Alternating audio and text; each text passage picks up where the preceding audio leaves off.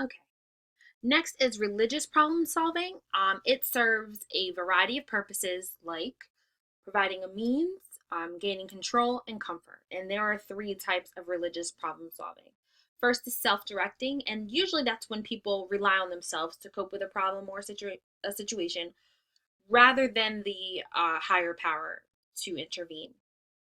Next is the deferring religious problem solving style, which they do not take a direct role in addressing problems, but leave that the higher power will deal with the problem. So an example with this would be it's in God's hands. And lastly is the collaborative, which is a mix of both. They believe that the higher power and them are both responsible for resolving problems. And this is just another video that kind of shows a little bit of what religious problem solving looks like. We're going to Houston for All-Star.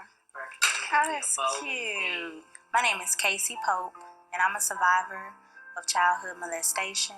Oh, is that going to be hard for you? When I was first molested, I was 12 years old. I went through some things with my dad. He would fondle me. He would touch me in ways that I knew was inappropriate. The breaking point for me was he came up behind me and just started touching on me. He pushed me on the floor, and he got on top of me, and he stopped. When I first received the call, I was in shock. I just couldn't understand. I mean, how could someone do this? I had a guilt that all of this time it was like this was happening, and I didn't know it. In high school, I was very angry, very depressed. I felt like I just couldn't take it anymore. I took like 50 plus pills, and I felt myself like getting weak and weaker and weaker, and I just laid there on the floor. I absolutely feel like God was telling me it was not my time. I know that I have a purpose here. God saved me. Like, he kept me. My life has been so good. You're going through something and you don't want to feel it. You don't want to go through it anymore. So you just want to end it all. But that's not the answer. People don't want to talk about it. In the Black community, I definitely think that abuse and suicide and depression is swept under the rug in the church. We're taught growing up, whatever happens in this house stays in this house. No, I seek counseling every day. I wake up and I thank God. So I just want to live out my purpose and help someone. You have to keep going. They say God will never put anything on you that you can't handle. I'm a survivor. Like, I'm still here. All right.